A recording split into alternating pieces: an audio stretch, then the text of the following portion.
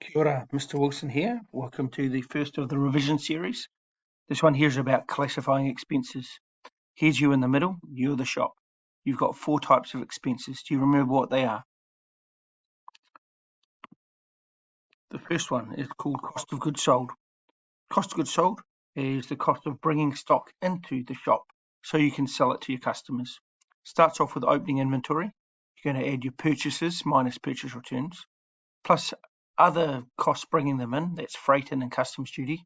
And then you're going to take away your closing inventory because you haven't sold it. It's not a cost of goods sold.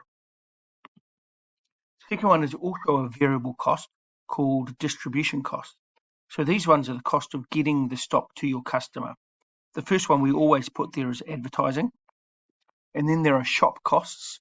So costs like the sales staff, the sales wages, the sales commission, any shop costs like shop depreciation on the fixtures and fittings, shop electricity, and then any delivery costs, including delivery vehicle expense, freight out. They're variable in nature as well. Then we've got our fixed expenses, which are our administration costs, normally our office costs, things like insurance, rate, rent, those sorts of things that don't change when sales go up. So any office wages is a good one to put in there as well as depreciation on those things that are not related to the shop. And the last one, financial cost, which is interest.